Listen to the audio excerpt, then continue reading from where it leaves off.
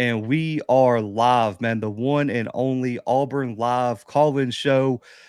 Been taking the place of Jay Lee for one last time, but I am joined by my guy Jhead, my guy Cole Pinkston. Guys, how we doing? How about you, brother? Again, man, doing real good, doing real good. Very excited about the show. I missed it last week, man. I was kind of bored on Sunday night, to be honest. Like, I'm not used to having it off, and so I was like, what are we doing? No, trust me, I agree, man. I got to 6 o'clock. I was like, all right, what am I supposed to be doing? What am I supposed to be doing? Damn, I don't have anything to do. I know it. Netflix, So I guess. we got to get some callers, man. Call in 701-779-9585, man. Give us a call. We'll get to the call lines in just a second, but we got to start here, guys. Four-star cornerback Jalen Crawford announced his commitment to Auburn this past week. Cole, I want to toss it to you first. What type of player is Auburn getting in Jalen Crawford? Well, I'm just overly impressed with him, man. I'm impressed with his demeanor. I like the way he acts all the time. The 3 or 4 times I've seen him, because he was on campus at Auburn a lot, actually. He's just a laid-back guy. He kind of has that demeanor of some guys that I remember being real successful at Auburn, maybe like a Carlton Davis, he's kind of similar to in some ways. I just think he's one of the top 10 corners in the country, maybe top 5. I put that on the board right after he committed. I think he's smooth. Seen him in a camp setting. He was good there, covering guys that are, have the top speed, like his teammate Mike Matthews, who's a 5-star guy. I mean, this guy is one of the best pickups I've seen Auburn get in a little while. I really think he's good. I think he's I think he was the number 1 corner on the board for Auburn. So that should tell you enough. Jhead? To me, his demeanor, Cole said it. You've seen him in interviews. You've seen him in various camp settings, how he interacts, how he conducts himself. A lot of that, not necessarily his on-the-field play, but a lot of the way he carries himself, the fact that he's from the state of Georgia reminds me of Carlos Rogers. Even the size and the build reminds me of Carlos Rogers. There's a lot of smoothness to his game, similar to Carlos. But I don't know that he necessarily has that top-end speed, but what he does have is length. And I think he's going to excel when we start to go in man-to-man coverage, whether you're in man match, whether you're in straight man cover 1, however they utilize him. I think he's going to be a pivotal piece when they go into a press man setting. A guy that's got versatility, a guy that can play in the nickel, a guy that could probably play safety if you really needed him to be completely honest, and a guy that's playing in South Gwinnett County, which is one of the most talent-rich areas in the entire continental United States. Definitely one of the most talent-rich areas in the entire Southeast. And we've talked about it. Auburn has to have a flag planted in the city of Atlanta. They have got to be able to recruit that city. The state of Georgia is important. The state of Atlanta itself, the city of Atlanta, is extremely important. And to go in and do it at a high school like Parkview High School that turns over D1 talent year in and year out is even more important. So a top 200 consensus pickup all the way around from all the recruiting services, regardless where On3 has him. He is a consensus 4-star top 200 player. It is a big, big pickup for Auburn. Puts us squarely, I think we are now at number 20. Is that correct in the On3 rankings? Yeah. Yep. So you're inching up with the ever important Big Cat weekend on the horizon. Maybe we have another pickup before that. I think that's also possible. But you're getting yourself some momentum. You've got 3 commitments in the month of July. All of them are big defensive players, for this class in Malik Blockton, obviously your tone setter at inside linebacker, and then most recently with a big cornerback and really a multifaceted defensive back. So now with Jalen Crawford in the boat, where do you think the defensive back class stands right now, and how many guys do you think are left on the board for Auburn at this point? Man, I love the defensive back class so far for Auburn. First of all, I think Kinsley Faustin's vastly underrated, even though he is considered a industry 4-star guy. I don't think he gets talked about enough. He's a very good player. And then you got the 2 in-state guys, Amon Lane. I've seen him, several times. The dude held his own at Thompson when he was just in 10th grade. I think that says something.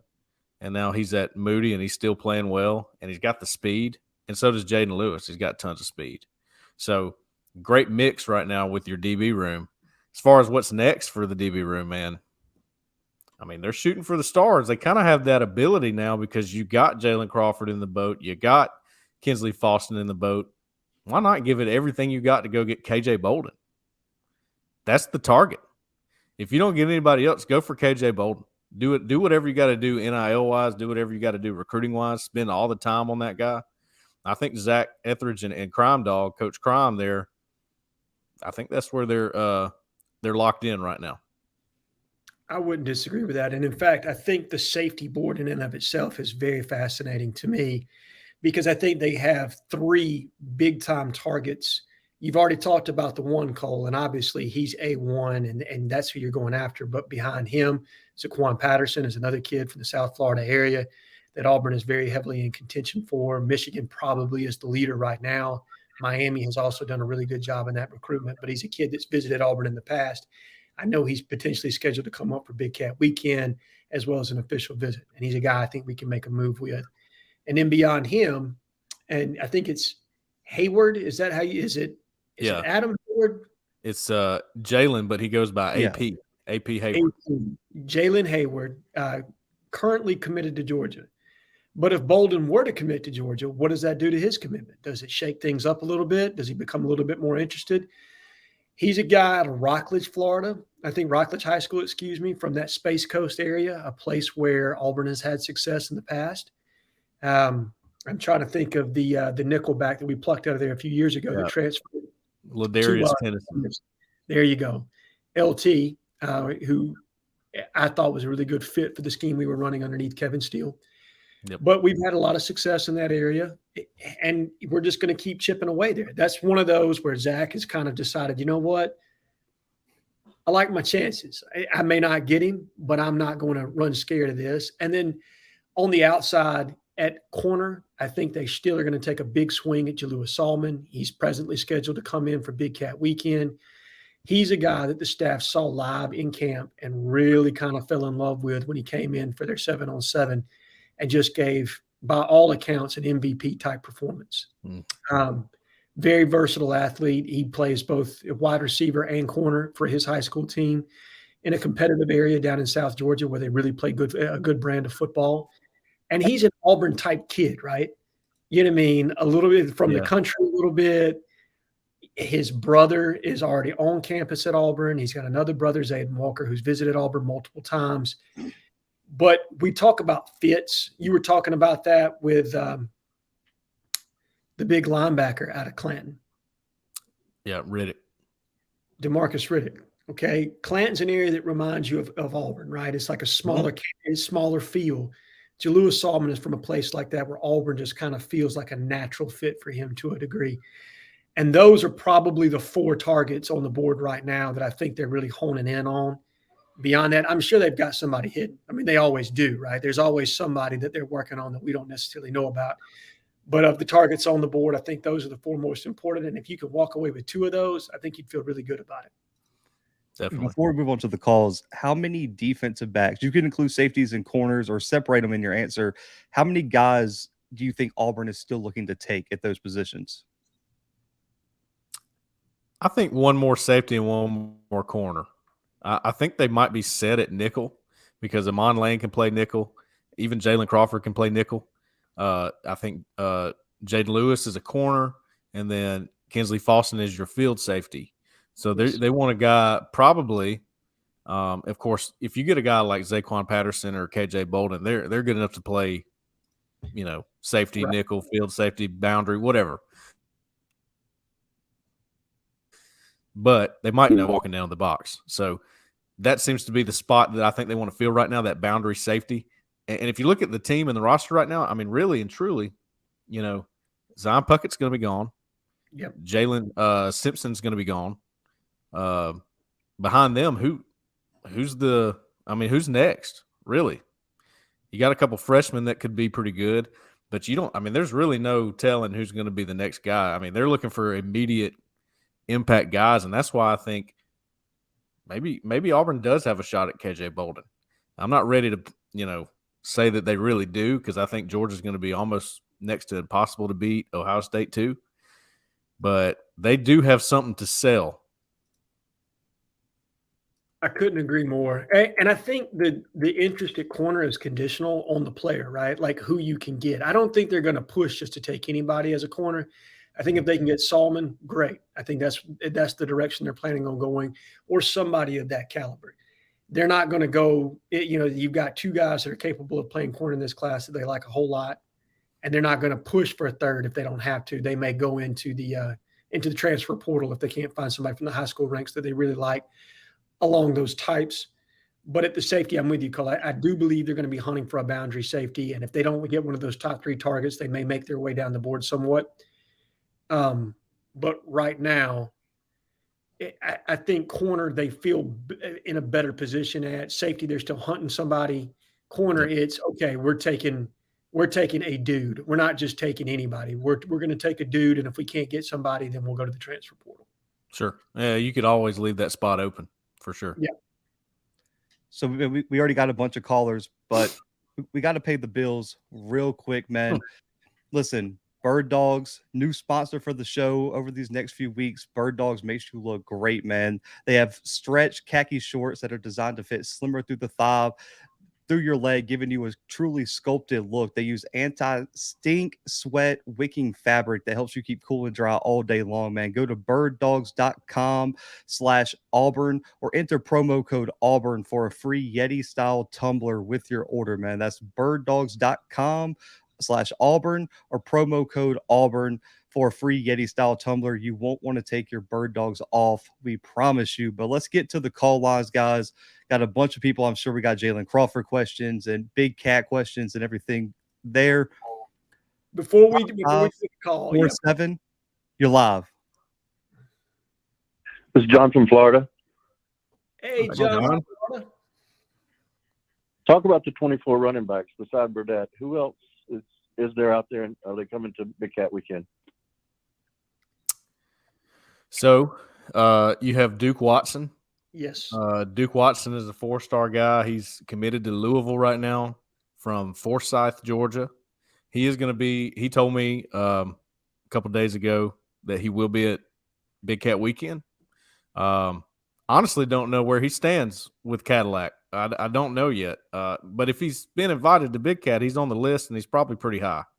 So he's definitely somebody to watch. You would have to think if Auburn's got a pretty good track record of getting running back. So if they pushed, they might have a shot there.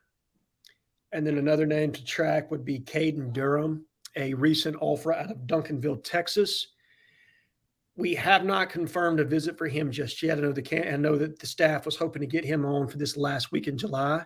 We'll see if he makes his way. He hasn't confirmed for Big Cat just yet, but maybe they can get him in for an individual visit the week of. So definitely one to keep track of. Obviously, Kevin Riley is another name you should monitor. He's currently committed to Miami, but I don't think the staff has done – there's a little meat left on that bone somewhat, so I think they're going to continue to kind of work that one somewhat. And then obviously Daniel Hill from the state of Mississippi. He's yet to commit. He did officially visit Auburn. I don't have high expectations there. It seems like that's an Alabama-South Carolina battle, but one to just – continue to monitor. Maybe something happens there. You never know in recruiting. They are always circling back and guys that look like they're going to commit someplace and then decide to go someplace else. So things happen in recruiting, but those are the 4 that I would really pay attention to. But Duke Watson is probably the one right now on my board that I'm really paying attention to since he's already committed to come to Big Cat. John, you also have Nate Frazier.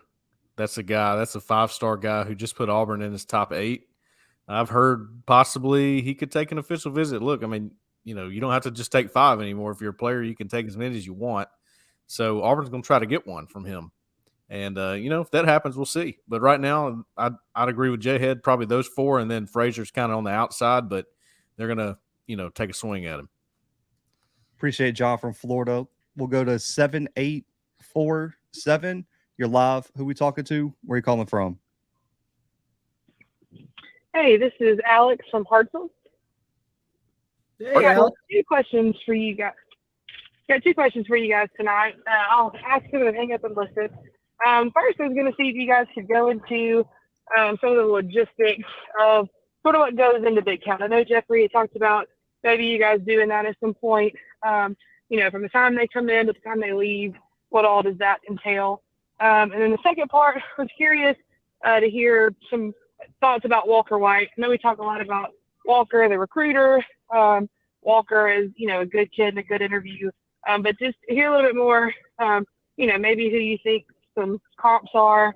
I know he's been at some 7-on-7s. I think he was in a 7-on-7 in Hoover last week. I didn't know if anybody had gotten any additional eyes on him. But just curious, who you guys might comp him to. That's it. Thanks. Well, Big Cat Weekend is supposed to be like a weekend away from football recruiting. That was the original plan. The first time they had it when Gene Chizik was there, and it was big. You all remember that first one when Lake Seastrunk, that 5-star running back, was on camera. Tell Nick Saban he's SOL or something like that. I can't remember exactly how it went. Was that it, Jhead? Was that how he did it? That's exactly it. And not only did you have him, you had Trevon Reed that was there. Yeah. You had Ra White from down the road to Charles Henderson, multiple other big-time athletes. Who's the big-time running back that went to South Carolina? Broke my heart. Marcus Lattimore. Yes, Marcus Lattimore was there. Just an absolutely loaded environment. But you're right, Cole. It's a fun time for these kids to unplug from the typical recruiting of, hey, this is what a meeting looks like. This is what practice looks like. This is where we project you. This is a purely fun event from start to finish. I think they do sneak some campus tours in there. Yeah. But you'll have things like scavenger hunts, water balloon fights, pie eating contests. You'll have dance contests, karaoke.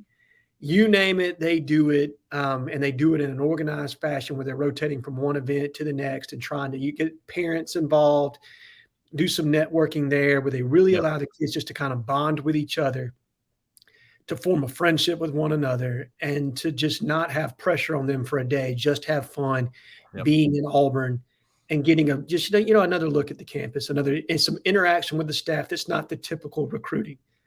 Getting to see a coach in a dance contest. I mean, can you imagine Hugh Freeze breaking out the worm out there on stage? What that's going to do? I'll tell you what, Jhead, he's going to be loosey-goosey during that event, man. He's going to loosen up a lot.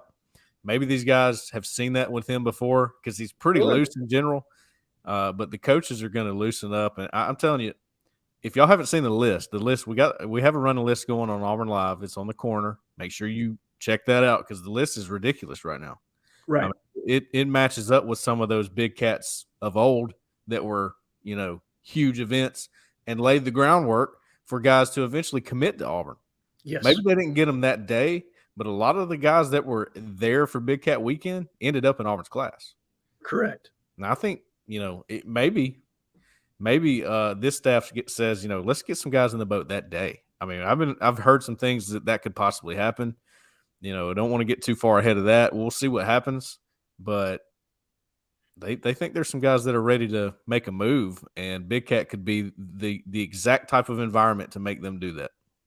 I couldn't agree more, Cole. And then obviously beyond that, they're going to feed them, and it's going to be an absolute, gourmet provided barbecue, whatever it is that they're going to do, you can bank it's going to be top notch. But just a fun day in Auburn. And then with Walker White, Cole, I want to hear your comps first, because I think that's what people want to kind of hear is us talk about his game and less about Walker the recruiter or Walker the interview.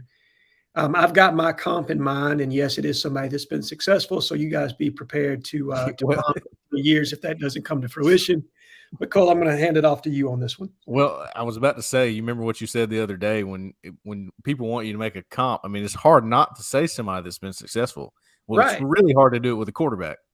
I mean, you're not going to say, well, he reminds me of Kyle Frazier. Well, nobody's excited about that. I promise you. Okay.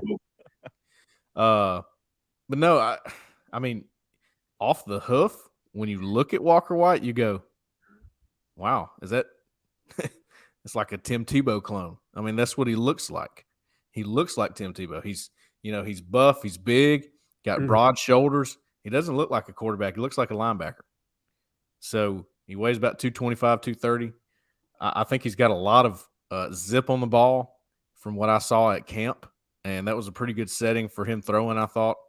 Accuracy wasn't exactly, what you want it to be right now, and his completion percentage would probably reflect that. But that's something he knows he's working on, and he's got the arm talent to bring it along. And I think that's what's important. It's the tools. He's got the tools. I don't think anybody's worried about that. I want to see how his mind operates in the game. So I hope to get out to Little Rock and see him play this fall. I want to see how his mind operates. How does he handle the blitz? How does he handle pressure? If they're down big, does he bring them back? Stuff like that. He's got the right mindset and he's got the tools. And I think that's the very first step for any quarterback. And I think he's going to be successful. I really do. I agree, Cole. I like the comp. I've got a different Dan Mullen quarterback in mind of the right-handed variety, and it's Dak Prescott. Now, obviously, when you watch them, both are power runners. They've got straight line speed. It's not fantastic. I bet they're both probably in the 4.6 range, maybe 4.5s, something of that nature. But they've got more than enough athleticism to compensate for that. Similar throwing styles and throwing motions. Dak was not overly polished coming out of high school. I don't think Walker is from an accuracy standpoint either. I think those are both things that, over time working with Coach Mullen, that Dak was able to get there and be obviously one of the better quarterbacks in the SEC and go on to a nice NFL career.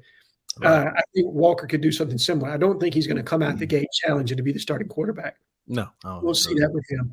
I think he's a guy that's going to have to come in and sit for a couple of years and really start to work on his feet, making sure that's tied together with it, with his arm, improve the accuracy, the anticipatory part of playing quarterback, just because the level of competition he's playing against right now is not going to compare to what he's going to see when he gets up against an SEC-style defense. So there'll be a maturation process there, but he's, like you said, Cole, he's got all the tools. He's got the arm talent. He's got the athleticism. He's got the mentality and mindset. And that's really what you want to see from a high school quarterback. Do they have the mindset to come in to grind, to study, to prepare, to put themselves through the rigors of what it takes to be a starting quarterback in the SEC? And I do feel comfortable in saying that I think Walker possesses all those those. So if he can live up to half of Tim Tebow and Dak Prescott, guys, we're cooking with grease here. But those are the comps right now. Roast my ass later when he doesn't turn out. But as of right now, that's what we got. I love the Dak expectations. I like it. Yep. But let's move on here to 5960. You're live. Who we talking to? Where are you calling from? I know who that is. Oh, yeah. You already know who this is. Hey, 5960. It's the kid in the house, baby. I know that number. Dude, we listen. Man, I was praying that I was the next caller because I want to roll right into it. Jhead, man, with the comparison you just made with Dak, man, that was my guy. When she asked that, I got to thinking. I said Tebow, but a little bit more polished passer than Tebow coming in. Tebow wasn't necessarily a good passer coming into Florida to the level I think this kid is. But Dak Prescott, man, I think you hit the nail on the head because that's what my mind went to when I was just trying to envision people, man. But how y'all guys doing tonight, man? I'm doing good, brother. How about you? Our featured caller of the night. Man, I'm doing good, man. I hear you, man. I was waiting for you, Edward. Good. I was out and about yesterday, man. Like I said, I know a lot of people, man. Up in the Chilton County area, man. I know some people that's actually really, really close to Mr. Riddick. And, nothing in recruiting is a slam dunk. I say it like this. Yeah, 100%. So y'all guys listen, don't come say Edward said he was coming to Auburn. No, that's not. I will tell you this. Auburn has put themselves in the best position they could possibly hope for going into this thing, man. And we really do got a real chance with him, man. The plan that Hugh has sold him, the kid loves Auburn, man. His heart is really leaning towards Auburn. I can say it like that, man. It wouldn't shock me one bit if he put on the orange hat or the orange shirt or whatever for his commitment, man. I'm looking forward to this. I still think it's a possibility. It could go either way. When you got family influence that roll tide, so it can go either way. But I like where we stand with him, man. I really do. Well, Edward, I've talked to a lot of people that, have been telling me for a long time that not to count out Auburn in this recruitment.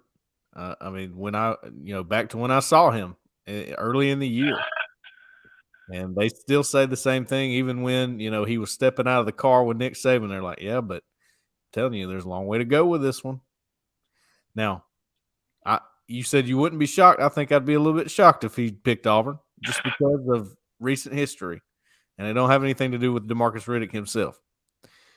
But yes, I know what you're saying. We normally don't pick those guys. Right. But I'm with you, man. I'm starting to feel a little bit. Go ahead, Edward.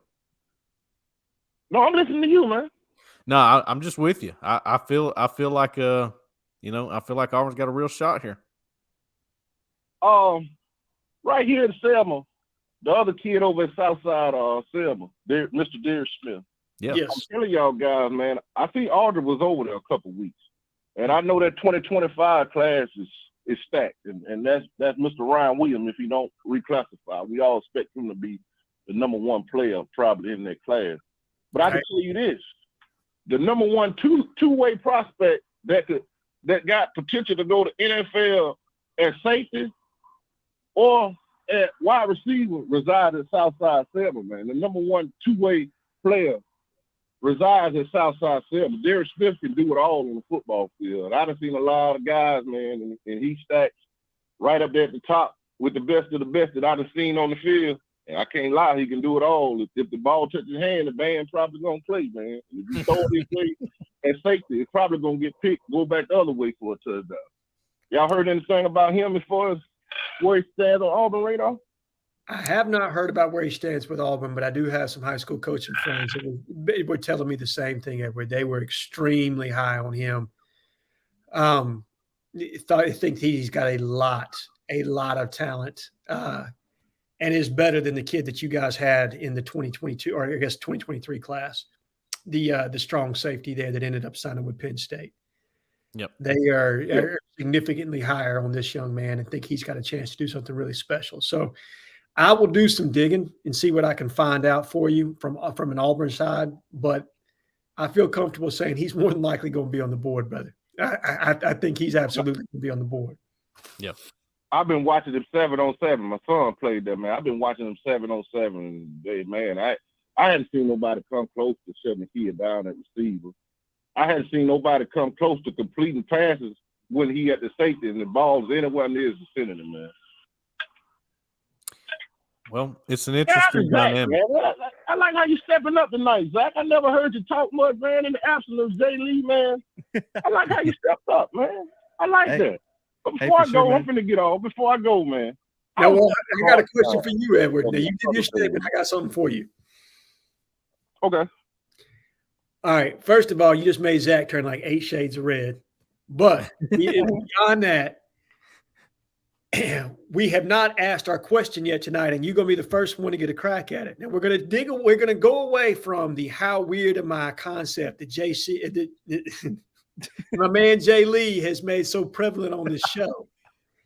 And we're going to start with what is the most pivotal game on Auburn's schedule? We got SEC Media Days coming up. I want to know from the fans' perspective, what is the most pivotal game on Auburn's schedule this year?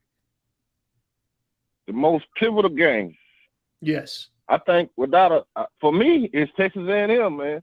It's Texas A&M, and I'm going to go as close second with LSU. I don't think we can afford to lose both of those games, man. I don't want – if we lose both of them games, it's not setting up to be the season I expected. We got to at least win one of those. But I'm going to go with my first – I know Cal the first road game, but my real first – what should be my real first test of the season should be at Kyle Field. Who knows what Petrino and Jimbo going to come with offensively.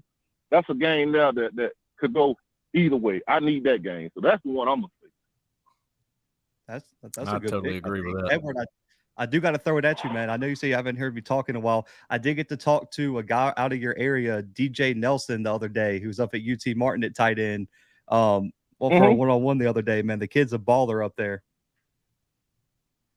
Man, it's some guys. It's some guys around here, man. And I ain't gonna even bring up Mr. Christian Moore. I ain't gonna even talk about him. I done told everybody about him. I'm gonna let the world see what I've been saying about him. Because I believe the kid got it, man. The kid moved his weight room in his bedroom because Schumann and them said they want to see him gain a little bit more weight. This is just how much dedicated he is. The kid put his weight room in his bedroom, man. You don't find that from a 15-year-old kid, bro. No. Not usually. That's next level. But like I said, man, I was having a hard day, man. I've been kind of depressed. Man, ever since my grandma passed, that was like my mother. We as men, we don't really express ourselves. And I just want to say this to everybody out there, man. Sometimes it's okay to be not okay. But I embrace my Auburn Live family, man. I say, y'all guys on the corner, y'all weird, but y'all weird in a good way. Don't take that. Y'all weird. I don't know who this was that made this post, but I'm in the words of Jay Lee, I'm finna give you a how about you. There you go. I just cooked my kid breakfast, man, the other week, and we sitting down at the table. And I always go on the corner and I just read everything on there. And I always had this problem. Not a problem, it helped me. When I read first person. I see what's going on as I'm reading. I'm visualizing. Mm-hmm. I be there, I'm sitting there eating my grit, egg, and bacon, and somebody posted, "How do you wipe?" Me not knowing. I clicked on, "How do you wipe?" And I be, damn, they ain't on the corner talking about wiping asses. I don't know who made that post, but whoever it is, how about you? Because how about you, one crazy son of a man? Y'all have a good night. I appreciate you. Oh my God. That's the way. That's the way to go out right there. Oh my gosh. So if we're asking everyone the question before we get to the next caller, what's y'all's answer to Jhead's question? What's the most pivotal game of the season? To me, it's Ole Miss. I'm agreeing with Edward. I think it's Texas A&M. I think it's Ole Miss because, to me, A&M's a toss-up. We can win it. We could lose it. LSU, I don't have a lot. In Georgia, I don't have a lot of faith we're going to win that. LSU, I don't have a lot of faith we're going to win that. That potentially sets up for 3 losses in a row. Mm-hmm. Then you have Ole Miss coming to town. You lose that one, your season is looking down pretty much, right? Yep. You win that one. Well, now you got Mississippi State coming to town the next week. Then you got Arkansas. You're on the road at Arkansas. Then you're coming home for another cupcake. And then you got Alabama coming to town. And let Hugh Freeze roll off 4 in a row. Let him. That Iron Bowl is going to be a zoo. I'm telling you right now, JHS will be just absolutely nuts. The guys are believing. You know what I mean? Like, he's on his ministry. He's preaching to them. He's telling them we're locking a gate and going looking for a fight and all that, man. So, to me, it's Ole Miss because that has the opportunity to be the ultimate swing game. Yeah, I'm going with Ole Miss too. That was my answer because that's more on the line than just a season. That's like a revenge game for Hugh Freeze. Like, if there's one game, if you ask Hugh Freeze just personally what game he probably wants to run the score up on, it's that Ole Miss game. Oh yeah, he'll pull out the stops there. Well, yeah. But think about it from Lane Kiffin's perspective. You know he wants that just as bad as Hugh Freeze does. I guarantee you he would never admit to it, just like Freeze would never admit to him what the Ole Miss game means. But if you could ask Lane if you could beat anybody this year beyond Alabama, because we all know that he's got a hard on to beat Nick Saban, okay? It's very obvious. Yeah. I guarantee you he wants to win that game more than anything. Yeah. It's going to be crazy that night. I honestly believe that's going to be a hell of a game.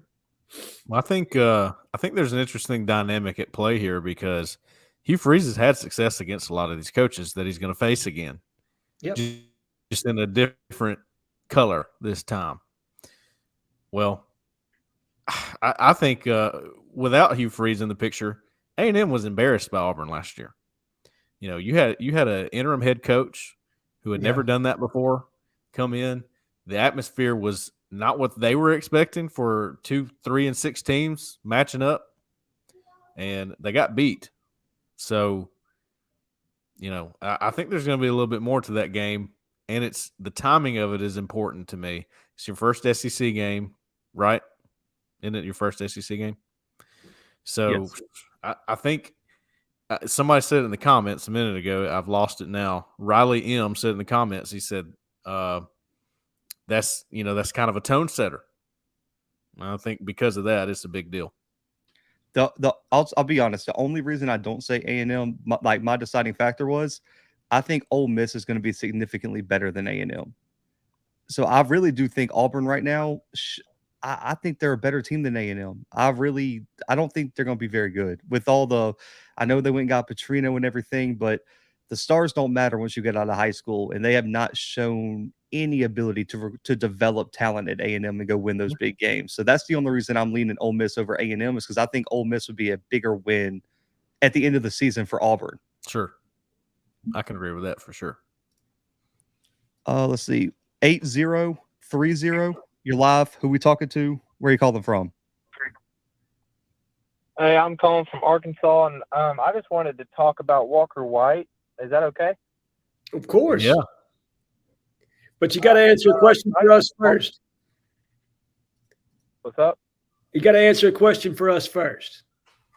Okay. What is the most important or most pivotal game on Auburn's schedule this year, in your opinion?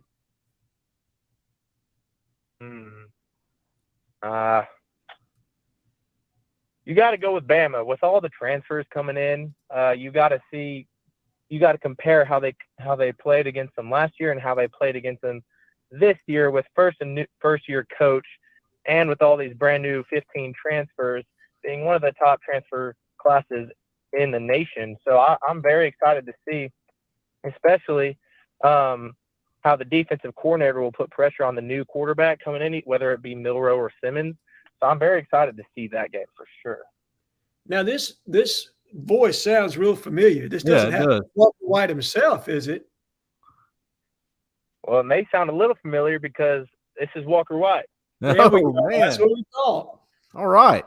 What's up, man? How you doing, buddy? What's up? Tell us, man. Tell us about the 707 the other day. How'd that go? Oh man, it was a lot of fun. It was good. We went 5-0 first day, and second day we had to end early our first day because there was some weather coming in. So we had to go in next day we were there about 6:40 in the morning and played 2 pool games, and then bracket play started. So we lost our first pool game and then won our second. And then going into we won our first pool game that morning and then lost our second. And then we got out first round against I really don't even know the team name. It's got Notre Dame's logo on it, but it's a red team. But it was good. It was good to see that kind of competition. There wasn't ever a dual game. There was always great competition that we went up against, but our guys stepped up and our coaches were calling great plays. So it was a lot of fun to go and compete though against that type of competition, especially with Gainesville, Carrollton. We didn't get to play Carrollton, but just all those nationally ranked teams and seeing different competition was a lot of fun. Nice. Tell us, man. I saw you and Malik Blockton got together there. He's a new Auburn commit, man. What do you think about Malik? Tell us what you think about him, man. Was he just coaching, or was he actually part of the 7-on-7? Was he getting out there running some routes? What was going on there? Well, considering he's a D-line, I doubt he was coaching up the receivers and DBs, but no, he's bigger than I thought he was. I told him when I saw him, I was like, bro, I'm glad you're not playing against me. Yeah. He's really nice dude though. He shook my hand after we beat their team, so that was fun to be able to compete against them. He told my dad, he said, man, that boy Walker can throw. And my dad was like just laughing. But Malik was very nice.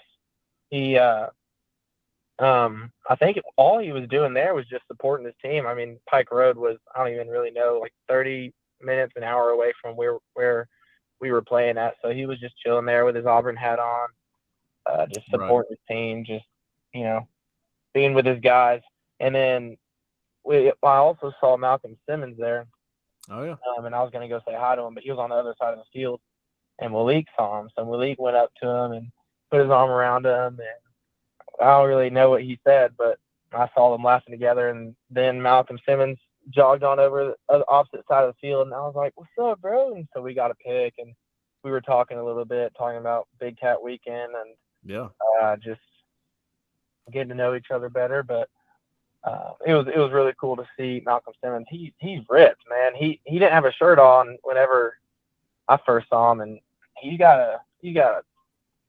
ripped, man. But I was like, Malcolm, what did Malik say? He was like, man, he told me to lock in, and so it was a fun weekend. But it was really fun, especially to see me and my future teammate Malik out there, having fun, but at the same time trying to recruit for our future team. I hear you, man. Well, look, Big Cat Weekend's on the horizon here. You got a couple more weeks. Our list is crazy right now. I mean, there's almost five stars going to be there, several 4 stars, dude, including yourself. What are your expectations? What are you thinking? How do you think it's going to go? This is your first Big Cat experience. Yeah, so obviously there's going to be tons of talent there. My biggest goal going in is just getting around every person, talking to every dude, speaking to every guy, creating those relationships. Obviously there's going to be a couple 5 stars there. I think you were right. It's either 5 or 6, and then like 16 4 stars. So that'll be very important for us. DeAndre Carter, KJ, Perry, DeMarcus, and many other guys are going to be there. And my biggest thing is just being around them, allowing them to see who I am. And so if they were to come play for Auburn, and just want them to see, who the quarterback for their class is going to be, and like who he is and the kind of person I am. And, it's a huge week, and I've never been around a Big Cat. I've never been, really to any kind of junior day at Auburn. So I'm excited to see what they have planned for us. I don't really know what's coming, but I kind of have a few things planned of myself, but I can't really tell you all that. Okay. It's gonna be a great time, especially just guys. But no, I'm very excited. Hopefully, we can walk away with a couple commitments too. That was going to be my next question, Walker. I want to know this, man, and you don't have to get specific with us. We understand how that goes.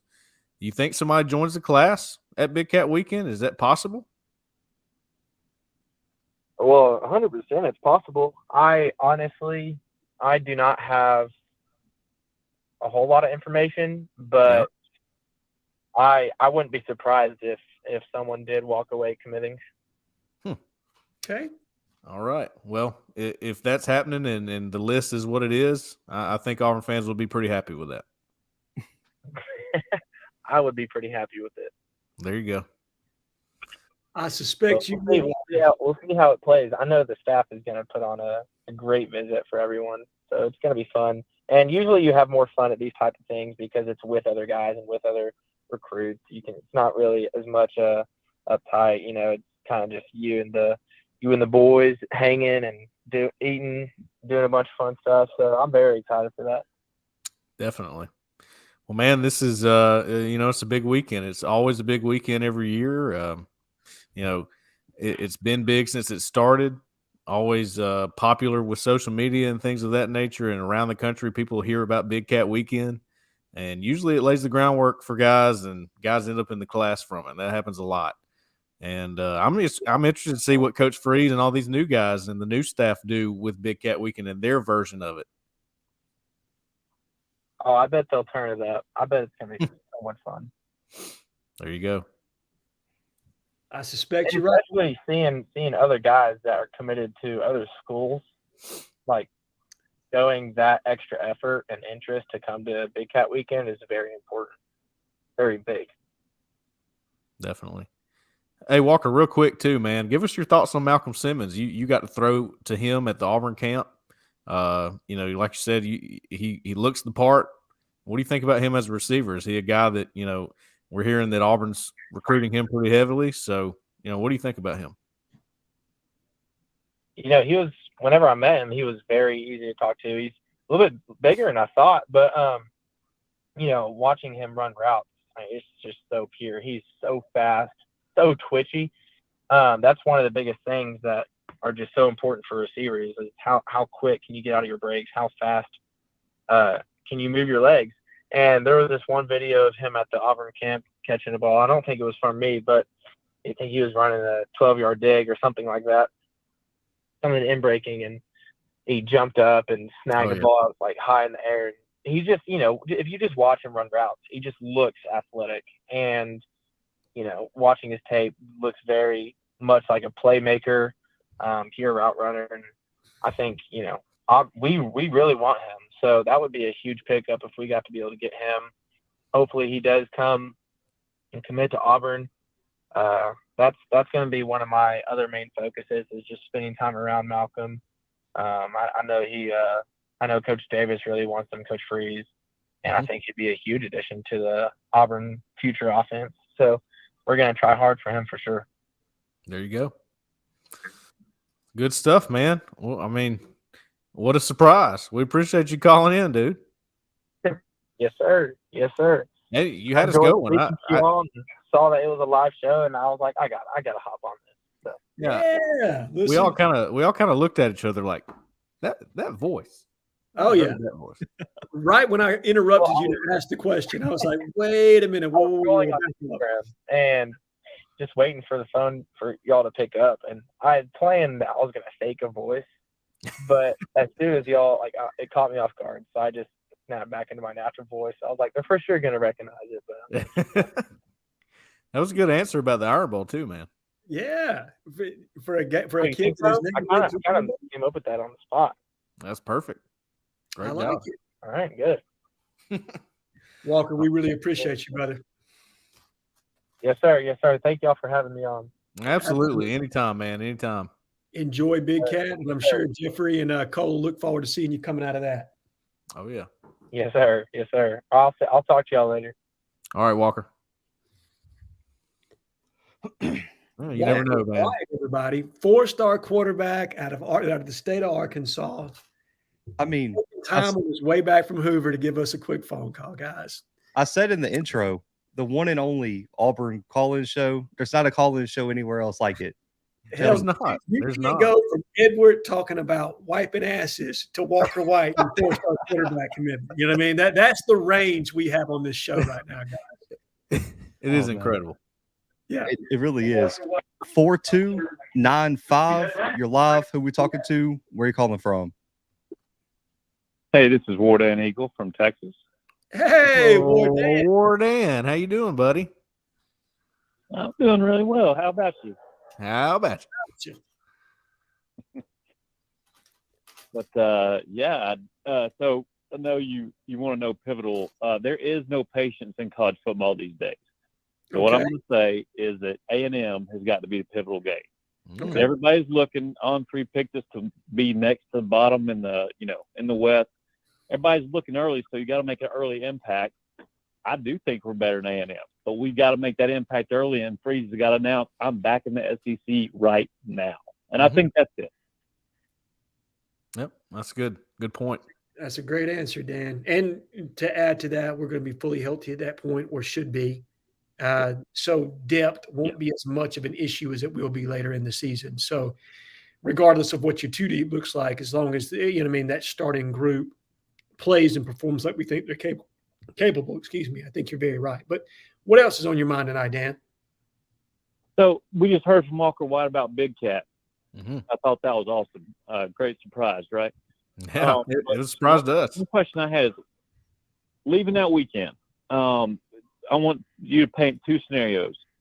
What do you think our coaches, our whole coaching staff, thinks is going to be accomplished that weekend? Because I know fans are like, we want everybody to commit right then. But what do you think they want to happen and would be impactful, both on the really positive side, give that scenario, and then on the negative side, from kind of a coaching staff standpoint, not as fans who want everybody to commit all the 5 stars on that day. You know what I'm saying? Right. Well, I'll tell you what Jeffrey would say if he were here. He'd say, you don't leave that event without a commit. Yes. Mm. Think too. Mm. One or two or three. I mean, this is not an event. Jeffrey would say right now, hey, you got to make it happen. Somebody's got to get in the boat. I guess it's not unacceptable if it doesn't happen because down the road, you know, like I said, you lay the groundwork. But hey, this is one of those things where you really got to blow it up, right? So you feel like coaching staff wise, it's got a few guys got to pop, or else it's going to be a disappointment. I think so. Look, Big Cat's on a streak and has been for a long time of producing at least one singular commit. Now, because you want it to be, there's some relevancy, some buzz throughout, you know, recruits talk, right? They see these headlines, they see these things. Yep. You need to stay relevant within the media cycle to make sure that you're constantly on the forefront and you're constantly in their mind. Yeah. They want a commitment or two to make sure that this is, you know, obviously the guest list is going to be the biggest thing that's going to be pushed out there. These are the guys that visited, building relationships with those guys, regardless of whether those 5 stars commit or not. The fact that you're continuing a relationship and getting them back on campus is everly important. But getting a couple of commitments to show, and hopefully of the 4-star variety, because we talk about it on this show all the time. Great players want to play with other great players. When somebody sets the tone and commits, it makes people think like, okay, I want to be a part of this. You get excited about it. Right. And I mean, you think about what we can do when we put all this together. And that's what the staff wants to create is excitement. It wants to create relevancy, and it wants to make sure that it captures the news cycle. And that's what they're trying to accomplish with this. Mm-hmm. I like it. One more thing if you got time. Sure. Alvin Henderson, my favorite player in the 25 right now, and just, you know, excited about him, his connection to Auburn. Any word on if he's headed to Oregon, if he's going to be at Big Cat, anything movement there? And I know it's not the end of the world if he goes to Oregon, but just wondered about an update. There's an expectation that he's going to go to Big Cat, and that's because the coaching staff are trying to talk him into it. I don't know for sure. I mean, I haven't gotten word from him, but it seems likely. And we have heard, like you said, that he could go to Oregon that weekend, and that's possible. But I mean, I would kind of expect him to be at Big Cat personally. Sweet. Well, hey, all those expectations, I was trying to keep it low, you know, just keep a chill fan attitude. Y'all go ahead and raise it on up. So, War Damn Eagle, guys. Y'all have a good night. War Damn Eagle, brother. Well, Dan, you're just an Auburn fan, man. You've been through the ringer a few times, and you're like, I do not want to get hurt again. I'm not putting myself in that situation. Well, you might as well, buddy, because there's going to be a lot of big time guys there. We'll see what happens. Yeah, let's see. We got 2 last callers here, and then we got some questions in the chat to hit. 8861, you're live. Who we talking to? Where you calling from? Kevin from Wilmer, Alabama. What's Kevin? up? Kevin, how's it going, buddy? Fine. I got 3 questions. All right. Perry Thompson, DeMarcus Riddick, and Jalen Crawford. Okay. Very nice. Very nice. I thought you were going to bring us a Riddick question. I was hoping for that. Jhead, what you got, man? Kevin, he's going to be at Big Cat. He's got, at this point, he's confirmed he's planning on attending Big Cat. He's obviously got a commitment or a decision ceremony set for July the 26th. At this time, I think everybody on this panel feels like he's going to be flipping from Georgia, but flipping to who is yet to be decided at this point. We think it's 50-50 between Auburn and Alabama, and both schools are very much in this. My gut does not tell me, at all which way he's leaning right now. If you'd have asked me 5 days ago, I would have said Alabama all the way. You know what I mean? Today, I feel like it's more possible that he could end up in Auburn's class, but I wouldn't predict it. You know what I mean? It changes by the hour, by the day with him. But decision coming on July 26th. My guess is when Jalyn gets off of his Hawaii vacation, he'll more than likely be hitting the ground trying to figure out what he can find out. Cole has obviously been our man down there in Chilton County and is as connected as anybody on this recruitment. So hopefully we'll have some news here relatively soon from that standpoint. But that's about where we stand, 50-50 today with a decision coming on the 26th, my man. And I think Cole may be able to answer more on the Perry Thompson angle. Well, really the answer on Perry Thompson right now is that it is, completely silent, radio silence here on this one.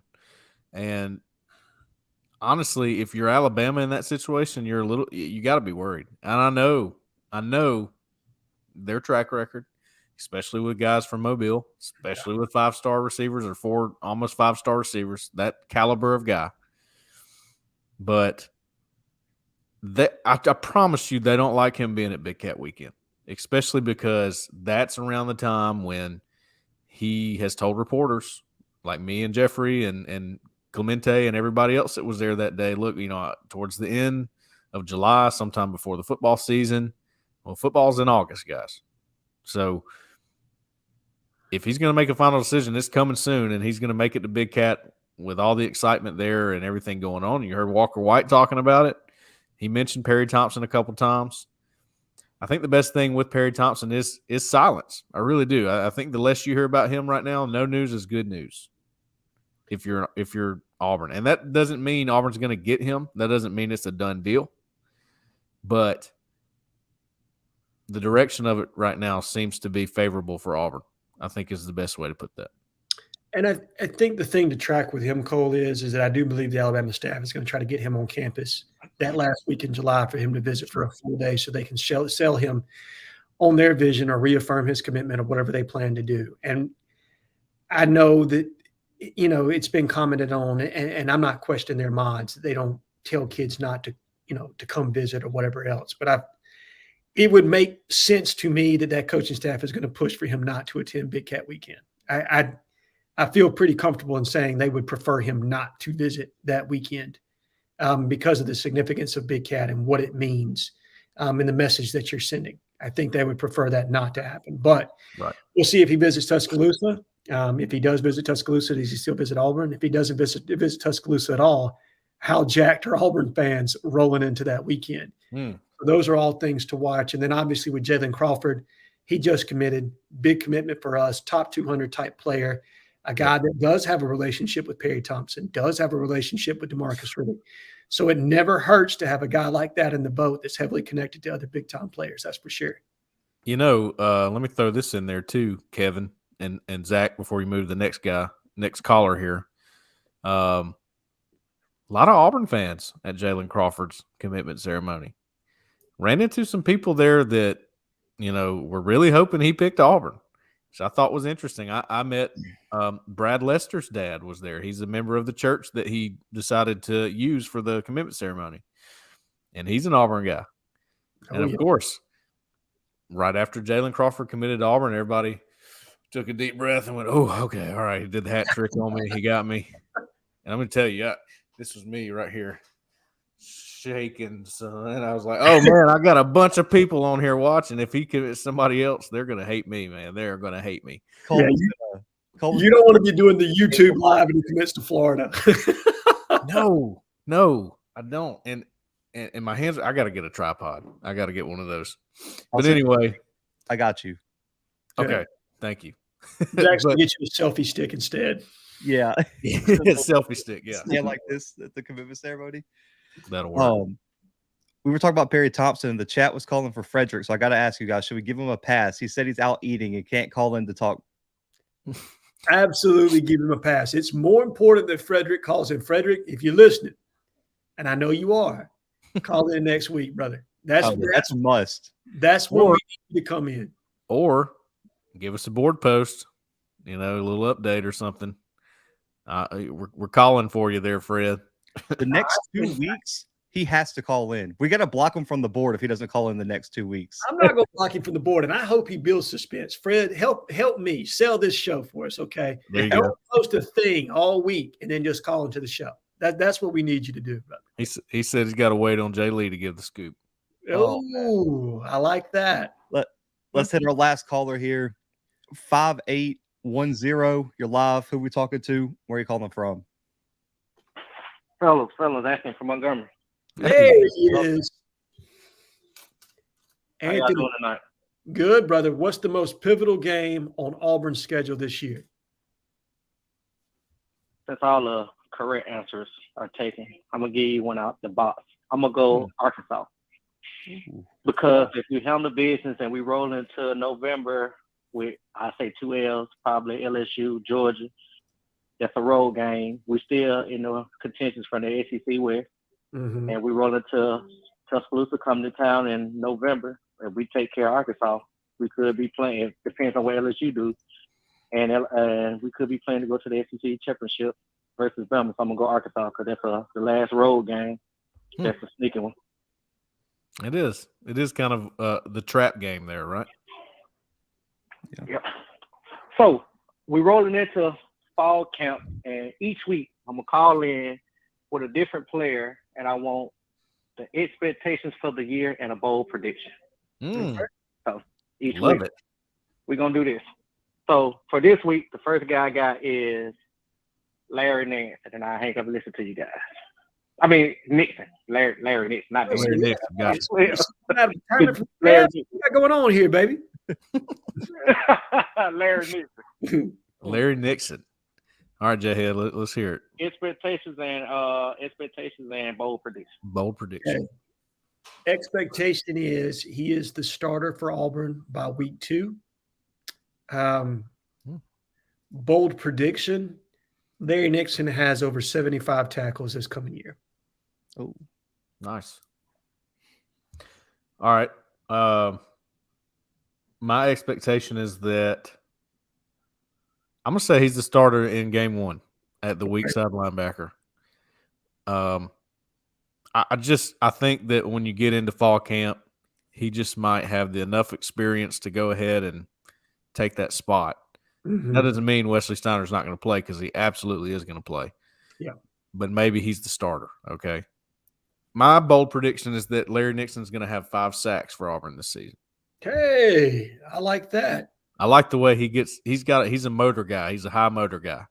I think he'll end up being on some blitzes, especially if Ron Roberts wants to get in, some of that 3-4 look, some of those different looks. He's probably your guy that can get after the quarterback a little bit. So Jhead, I got to ask, if he hits 75, is he Auburn's leading tackler next year? Potentially. It's going to be hard because I don't know what kind of jump Austin Keys is going to make just yet. Yeah. Because I think he has the opportunity to be the leading tackler contingent on what he does. And then obviously I think Keys and Steiner are going to battle for that middle linebacker position. And whoever wins out there has the opportunity to be the leader in tackles. I'm going to say no right now. I'm going to say no, he's not the leader, but he's going to be damn near at the top. That's for sure. Yeah. Top 5. Because that was my bold prediction, is he was going to be top 2 in tackles. I was just wondering, as you said 75, and I was like, that's pretty high. So he's got to be right there at 75. I did some Jhead math there on the top of my head. I was like, he had 100. He had 100 plus last year. So So Zach, what is your expectation and bold prediction there? My bold prediction is going to be top 2 in tackles, total tackles for this year for Auburn. And I'm with you, Cole. He's got to be the starter week 1. I think that's my expectation for him, just with his experience. And they didn't bring him in to sit on the bench, in my opinion. So Steiner's great, but I do think Nixon's experience kind of gives him the edge right now. Yeah. Well, and I actually think he's going to be battling Cam Riley at the weak side spot. Yeah. And to me, I think they'll let Riley start in week 1. That's kind of my thought process. He was the starter last year. They'll let him battle it out. And then my guess is by week 2, they'll make that transition. But that's just a guess. I mean, I don't think anybody knows anything until we get into fall camp. Well, it's also hard, too, because with the UMass week 1, let's be honest. I think Samford is a bigger game than UMass. It really doesn't matter. At that point, who knows who they let roll out there first? So to me, the starting lineup won't matter till week 2. That's the real starting lineup to me, because week 1, man, you could really and truly, you could sit some guys and you should still be expected to beat UMass by 28. Sure. Yeah, I would agree, because they got dudes looking like me out there running routes, and you don't. Yeah. So it's like the video of Cole that he posted on the board running the routes. Listen, Cole has some shake on that now. That's true. He dipped that hip, dude, and bro, you saw that speed come. You never know. But while that may be true, Jhead, You don't want that in your football program. I promise. With DJ James across from you to boot too. That would be the tough No, part. yeah. DJ James or someone across. Look, I was in an alumni game. Okay, the guy across from me graduated in like 10 years before I did. Okay, it's not really fair. So,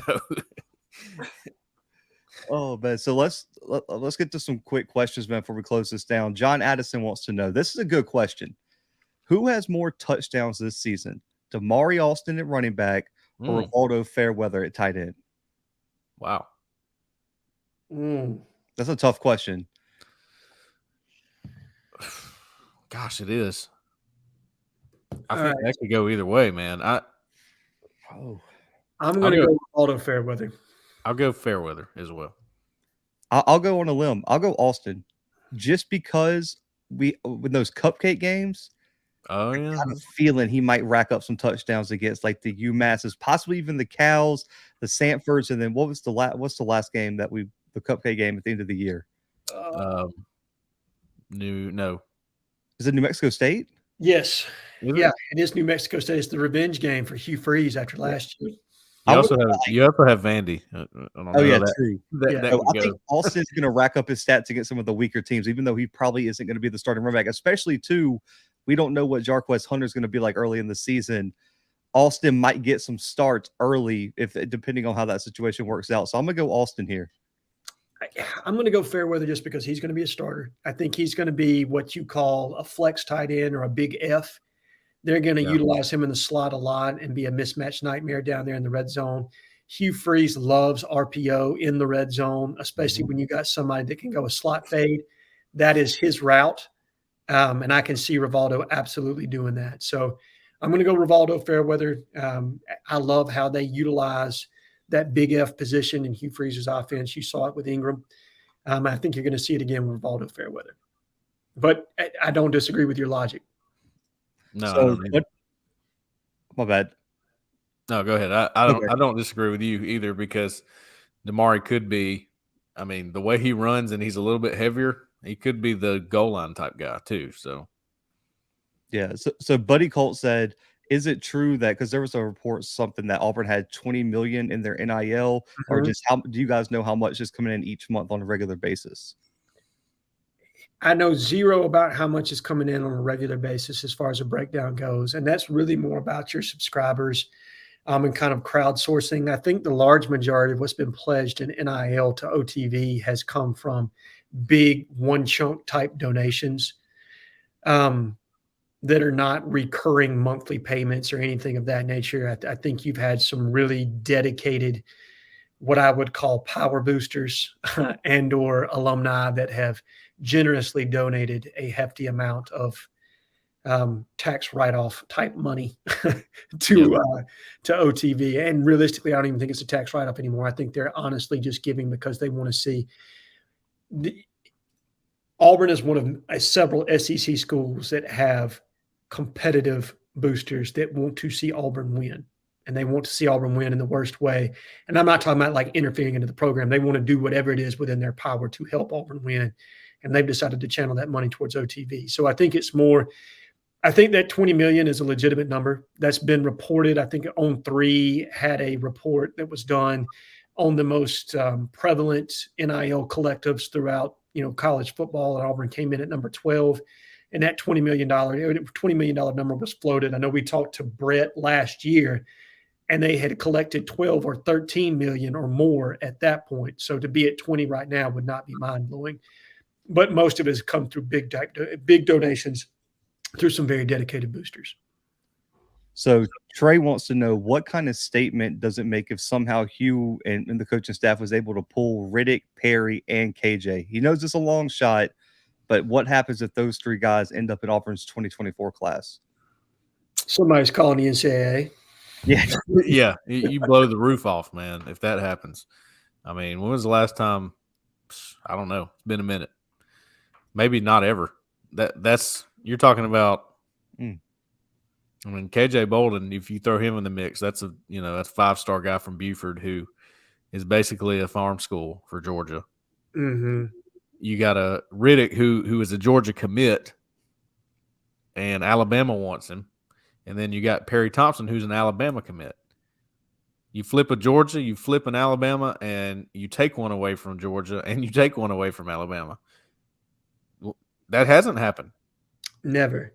In my lifetime, Cole, we've gotten 3 5-stars in one class, and that's what you're talking about right here. Mm-hmm. One time. And that was Gene Chiswick's first class, the 2010 class, when you got Cam Newton, Michael Dyer, and Sean Coleman. And Coleman wasn't a 5-star from jump. He's a guy that had to develop and then it really showed at an all-star game and got that bump. Yep. The only other 2 times that we've gotten 2 5-stars, to my knowledge, are the Derek Brown, Marlon Davidson class, which was a monster class. And then Gus's first year when he got Montravius Adams and Carl Lawson. Yeah. You talking about 2 different defensive line hauls, man. Yeah.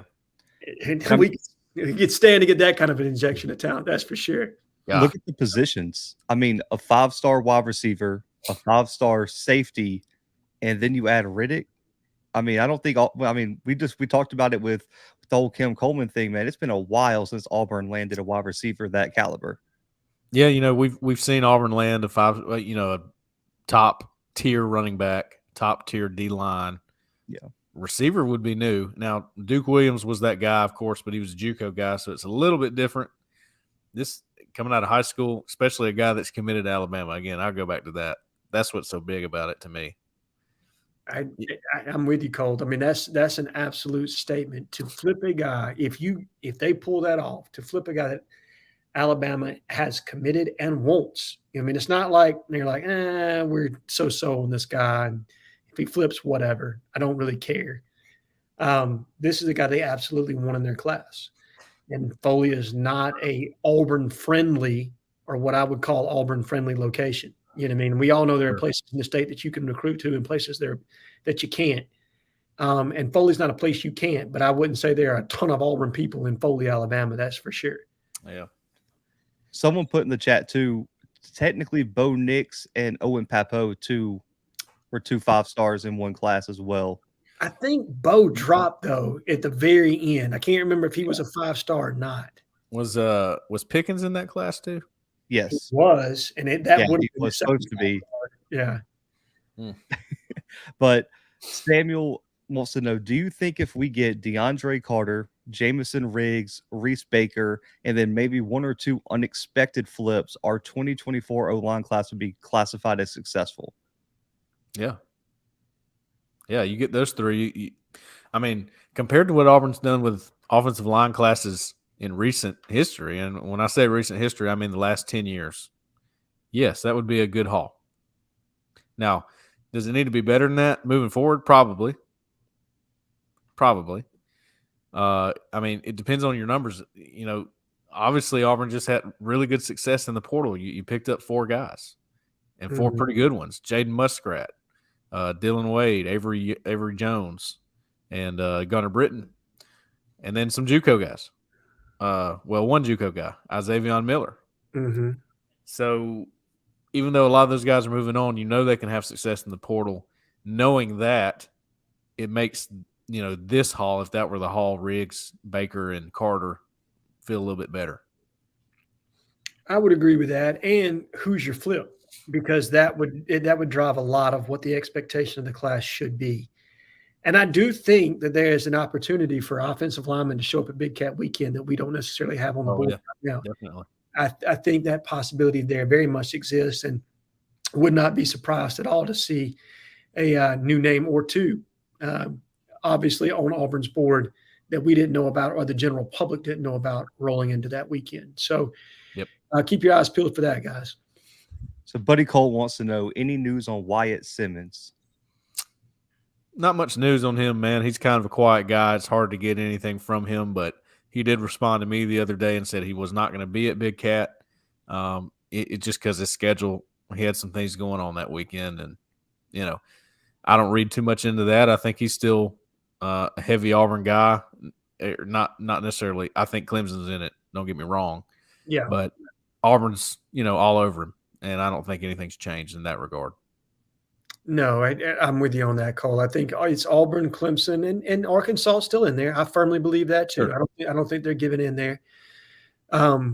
but I think you got to like where Auburn sits in that one right now. But as you said, he's quiet. So who knows? You know what I mean? He could come out tomorrow and in some school that we didn't even know about is, you know what I mean? He's committed to, you know what I mean? Right. Like he just doesn't do interviews. He's not that kind of guy. You know what? We should have asked Walker if he had a relationship with Wyatt Simmons. Maybe, we can use some ventriloquy. We can get Walker to talk for Wyatt Simmons since Wyatt doesn't want to answer the phone.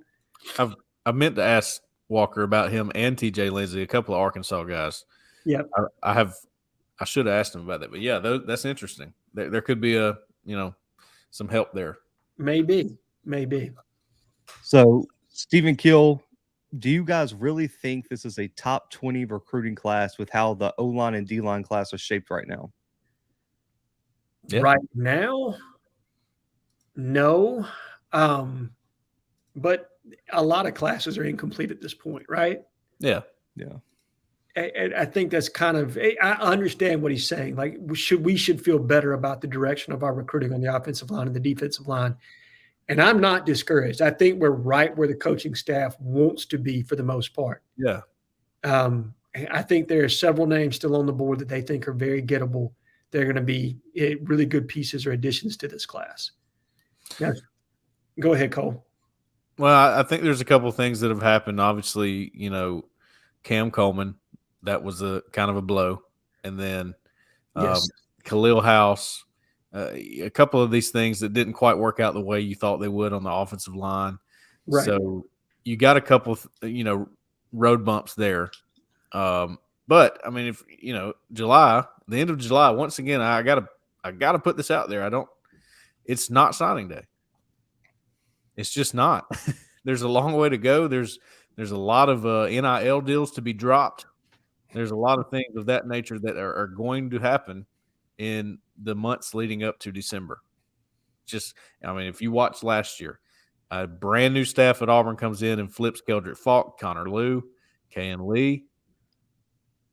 I mean, who thought those three were going to be in Auburn's class in July? Nobody. Not a soul. Because at this time, I believe that Falk had just committed to Florida State. Right. Obviously, my man from Cedar Grove had already committed to Ohio State. Oh, yeah, that's right. You know what I mean? He was off the board, and he was somebody we thought Zach liked a lot from the very beginning. Yeah. And that obviously played itself out. But, especially after he visited for that Penn State game and just literally left because he was so having such a bad time at that point. Yeah, I remember that. Was it the Arkansas game or was it the Penn State game? I think it was the Penn State game. He was he was one of the guys we were tracking, like, oh, we got to get an interview with him because he's important. We don't know much about him. And, he left at halftime. Excellent. Yeah, that recruitment's going to go great. Yeah, I just kind of put it in the back of my mind, like, oh, well, Right. But this staff hung in there, kept chopping wood, and all of a sudden they were able to get a very big momentum flip rolling into this year with those three guys. Mm-hmm. So shifting to Trey's question, I don't know if he just means general recruit, but what is each of your favorite 2025 recruit right now? Well, I guess probably an Auburn target, I'm assuming he means, but yeah. It's Ryan Williams for me. It's not even close. Yeah. I'm trying to think of somebody who I think is pretty obtainable, Sure. Not that Ron Williams is not. I mean, obviously Auburn's, Look, he's committed to Bama, and right now it doesn't seem obtainable, but he's my favorite. I mean, I think he's a generational talent at the wide receiver position. I honestly do. I think he's next level type guy. Yeah, next level type guy that's going to be really good wherever he lands, and he's a good kid too. So I'll be cheering for him. I'm a big fan of. I've had a lot of good conversations with Naeem Offord from Parker in Birmingham, and he is a 5-star for next year's class. Him and Jordan Crawford is a guy that's also there who you need to track. Defensive lineman, probably a inside guy, nose guy, maybe. Think he's going to be at Big Cat Weekend. Possible that Naeem Offord could be there. Those are a couple guys that I think are pretty high on Auburn, and Auburn is definitely high on them. I like both of those guys. I've had several conversations with them. I think they will be Auburn targets for a while. I don't know how attainable my guy would be, but man, I've already said on the board, Deuce Knight is the guy Oh, yeah. I'm sliding all the chips on the table for. I like mean, I Deuce got to Knight. see him play at George County last year.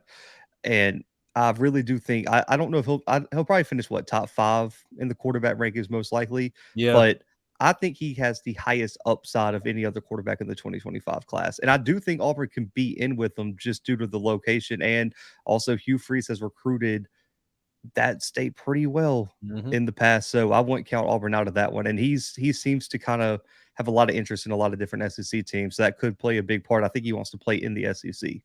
So I think so too. Zach, you've seen him in person? Yeah. Dude? Well, he's a dude. Is there a comp for him, or do you have an idea? I I haven't gotten to see him play too much yet. He's grown this all season. He posted a picture this all season. Because when I saw him, he was just a sophomore. He's almost as tall as Cam Newton. Yeah, right now. He's huge. Now, I remember when he came to Auburn, I was like, good gosh, that is a big guy. His athleticism is just next. I mean, his athleticism, he looks like Nick Marshall out there running the football, but he's way bigger than Nick Marshall. So I got to kind of nail down his comp. I don't like to make comps for sophomores. I like to see guys get through there, at least their junior year. But I'll say this, he's developing very quickly, and hearing the reviews from that, the Elite 11 camp, he had the highest athleticism score out of the past 10 years for the Elite 11, like even higher. I think, he was one spot behind Anthony Richardson. That's how high his athleticism score was. Interesting. So definitely an athletic quarterback. Yeah.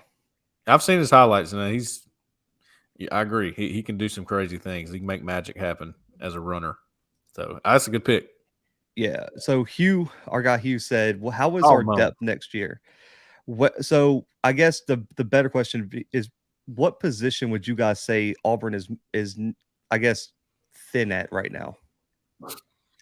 Safety. Safety is the first one that comes to mind for me. Defensive line for me. We've got bodies and numbers, but I don't know what the quality is like when you get beyond the first tier.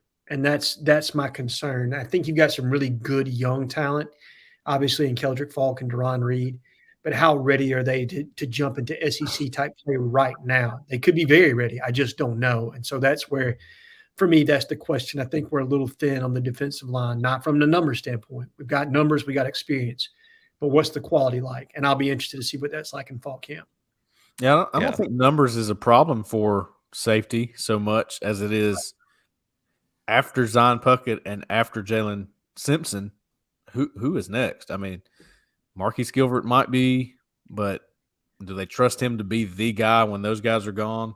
And when we think Keontae Scott at nickel's probably going to go on and go pro, right? DJ James, you can go in the corner here. DJ James, Nehemiah Pritchett will be gone after that. Who's played? Who's really played? Nobody. Well, Donovan Kaufman would be the only one that's Kaufman. Kaufman's played, and he gives you some versatility at nickel and safety. Sure. But other than him, I'm with you, Cole. It gets a little scary there from an experience standpoint. So they're going to need to rotate often and early for these games against UMass, Samford, even Cal, if you could afford to. Now, the last thing you want to do is go out there to the West Coast and lose a game because you were rotating too heavily. But you definitely need to get some of these guys some exposure quick. So Clayton wants to know, how much higher do you guys see Bryce Cain's recruiting ranking getting, and what would be your comp for his game? Clayton said he sees a lot of Jalen Waddle in his game. I'm not going to go that far. No, I'm not either.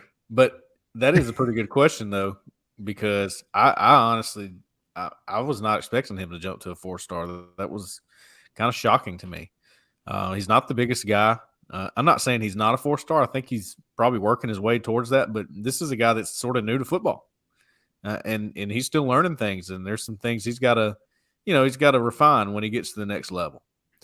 But now that he is a 4-star heading into his senior season, I mean, the sky's the limit for his ranking, I think, because he could have another massive season. Honestly, I think he reminds me of Javarius Johnson, especially when you watched him in high school, and he was excellent in high school at Hewitt-Trussville. He's a lot like that because he can take the top off the defense. I wouldn't say Waddle. I wouldn't say maybe like I'm thinking of smaller guys that have played at Auburn. Ryan Davis. Yeah. I wouldn't go there because those guys are really good with the ball in their hands. Right. I think Bryce is still coming along in that area. He's learning how to do that. He's more of a I'm going to beat you in the route kind of guy. Yeah, I see a lot of Tim Carter to him, a lot of speed there. A guy that clocked sub 4.4 at Auburn's camp. Really good, from what I was told, really good at the camp, getting in and out of his breaks. There was some fluidity there. It wasn't a lot of choppiness. I do think he'll definitely be a consensus 4-star, in my opinion. Him and Wyatt Simmons were the two guys that I've circled that are 3 stars now that I think will be 4 stars in this season. Now, Simmons, linebacker, if you can run and hit, you need a good defensive line in front of you, but you kind of control your own destiny. With wide receiver, you need a quarterback that can get you the ball. Well, Bryce Cain has that. He has an SEC quarterback that's throwing him the football, so I think he's going to get an opportunity early and often this year to really connect on some impact-type plays and to show that game-breaking type speed that he has. And I think that's what the hesitation is for a lot of recruiting services. Because as Cole said, he's very new. You know what I mean? What On3 has him ranked at is probably about where he would be with some of these other services had he had more production last year or maybe not been so raw in certain facets of his game. I think he's ironed some of those things out. I'm going to be interested to see how he plays and produces this coming year. But I think top 200 is probably his ceiling. Yeah. That's probably about where he's at. But I can see Javarius. He's got a bigger frame than Javarius. I think he's a little taller. Yeah, maybe a little broader. So you hope that the durability is there, but I think that's a good comp because Javarius is absolutely a guy that can take the top off from that slot position. That's for sure. The good part too is, I mean, his wide receiver coach was an undersized guy who was used a lot in the slot when he was at Auburn too. Because I mean, Marcus is 5'10"-ish, 5'10", 5'11", maybe. I look pretty much eye to eye with Marcus, so he ain't too tall, man. I promise you that. And Marcus played quarterback in high school, if I remember correctly. I don't even think he was a wide receiver. I thought about comparing him to Marcus, but Marcus had good hands, man. Mm-hmm. I'm talking clutch hands. He made some really clutch plays. Listen, that wheel route down the sideline at A&M, Marcus Davis forever remembered for, and that was a hell of a catch by him. So the last 2 questions, we'll go with LaMarcus first. I knew this was coming. Anything on the grad transfer wide receiver that Auburn's supposedly looking at? Jhead, I'm curious. You're kind of the numbers guy when it comes to scholarships and stuff. Mm-hmm. You know, obviously Powell Gordon, as we reported at Auburn Live, is back on the team. I don't know what capacity he's back because he did enter the transfer portal. Does he still have a scholarship at Auburn? That's a question that we just don't know, right? Exactly. So you still have Quintrell Travis and DeQuavius Story, who seems like there's less confidence on Story and a little bit more on Travis making it. Yes, the numbers are sort of strange right now, and I'm not really sure what they are. If there is a spot, I will say, the way that Hugh Freeze has operated, he would probably try to fill that. Now, what do you think? I'm curious. I think they've got one available because I do not believe at this point. I think it's much more likely that Sori enrolls in JUCO or a prep school than he does at Auburn. Therefore, I think that actually opens a slot. I'm interested to see from a number standpoint what happens with Powell Gordon because as I know the rule to be right now with the one-time transfer, if you accept a transfer, you are obligated to honor that scholarship, whether they are on the team or off the team. And obviously, DeMario Tolan has left the team at this point.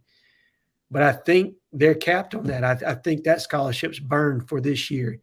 And that rule was developed twofold. One, to stimulate high school recruiting, because obviously if you're going to be penalized for a transfer leaving the team until he goes on scholarship elsewhere, because you are relieved if he does transfer elsewhere, like he steps down and goes to a JUCO or he goes someplace else and he goes on scholarship, you're relieved from that obligation. But if he's just sitting around the house or just a regular college student, you still have to honor that. And the other reason they created that is so that you couldn't bring guys in January and then decide, I want to recruit over this kid and basically cut him You know what I mean? And fill that gap again because you've got the 85, so you can take as many as you want, right? So they don't want kids just being pushed into the portal either. His situation will be interesting to see if there's some kind of a loophole there because the kid left the team with not the intention of coming back, if they're able to get a waiver or something like that. But I think that scholarship's burned as it goes right now, and that may hold up what they're able to do for Powell and whether or not he's on scholarship or not. He may be a walk-on given some NIL provision to cover his tuition and books. That may be his deal.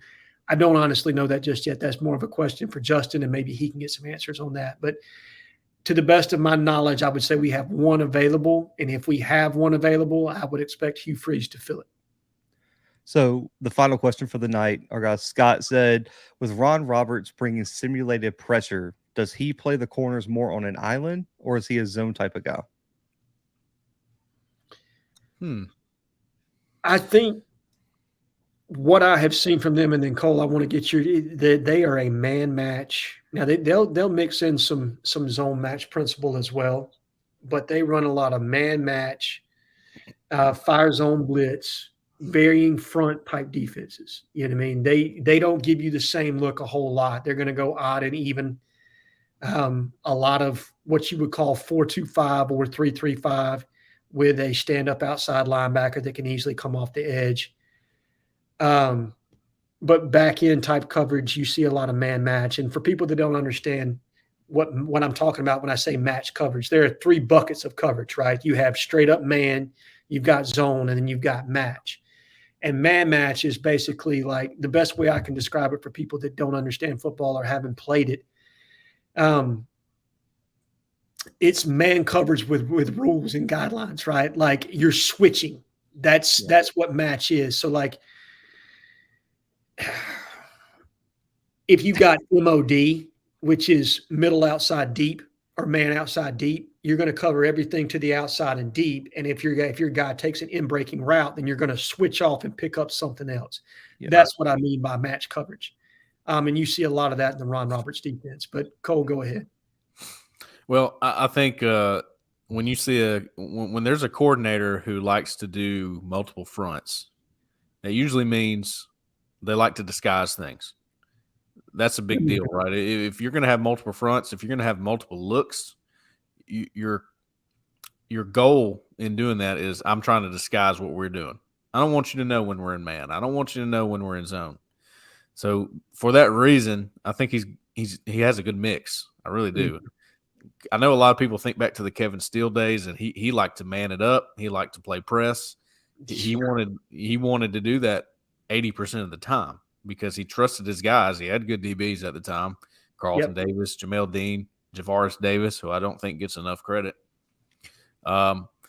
So a lot is dependent on how good your DBs are in press man. I think if DJ James and Nehemiah Pritchard are really good at it, and they are pretty good, I know DJ James is. He's probably going to do a lot of that. And Nehemiah excelled at man-to-man. That's his best year was that freshman year when Kevin Steele was still the defensive coordinator. And they utilized a lot of press man. That lets him use his length and his speed because Nehemiah's got the hips to flip and run. Right. And that's what you have to have. You have to have real deal athletes to play straight up man-to-man. If you don't have those kind of athletes, then you're kind of pushed into that zone bucket somewhat. Yeah. Especially with no over-the-top safety either, like, because you got to have some sort of help. And once you bring that over-the-top safety, it completely changes how your linebackers have to play that either mod coverage or anything like that. Because I've always heard it man on demand. Yeah, well, like you've got man on man, or you've got variations of that. And man on man is realistically, if you're playing, what do they call it? I'm trying to think of I'll think of the acronym here in just a minute, man. But when you're doing that, you're more cover one, and you're straight man up. Yeah. And then with the man on demand, which is like the MOD is like, because if I'm not mistaken, because it was like Saban started with like the cover 7, and it was like if your wide receiver runs under 5 yards, you're man on man. But if he goes over 5, you kind of shift to like a cover 2 look or something like that. There's a whole, I mean, the ability to make decisions on the fly for a defensive back in a match coverage is ridiculous when you go listen to like these coaching clinics and stuff like that. Oh, Yeah, absolutely. it's hard to teach, by the way. Really hard to teach. 100% it is. I think you're talking about and what I was looking for is Meg, man everywhere he goes. Yeah. Meg is the one. Yeah. But no, you're right. And Saban popularized that. He brought it from the Bill Belichick system when he was coaching defensive backs or just defensive coordinator for the Cleveland Browns, and then brought it to Michigan State, LSU, and Alabama, those various combo coverages and match coverages. But the beautiful thing about match, if you can teach it and you've got guys that know it, it's really it's beautiful to disguise things. It really is. It is. And it always gives you an advantage because usually depending on if it's like a 2x2 or 3x1, you always have the advantage because it's always 3-on-2 on one side, and then on the other side you got more. I mean, you always have the numbers advantage if you run it right. Now that you got to have the athletes. That's why coaches always say you got to have the Jimmy and Joes over the X's and O's. But if you can run it perfectly, man, it's really, really hard to beat. No doubt. I agree. But man, we'll end it there. We appreciate everyone who called in. Man, I gotta pull up the list. We had John from Florida, Alex from Hartselle, Edward. We had Walker White call in. Man, shout out to Walker for calling in the show. We had Wardan Eagle, Anthony from Montgomery, Kevin from Wilmer, Edward. Such great callers tonight, guys. We'll be back this week. Not sure the day, but we'll be back sometime this week with the Auburn Live Recruiting Show. Our guy Jay Lee will be back. I know a lot of people will be excited for that. And of course, next Sunday, coming back with the call-in show. We missed last week, but now we're on a roll. We got some big things coming up, man. Make sure to subscribe to Auburn Live on 3. And guys, for Jhead, for Cole, and for myself, man, we are out for right now.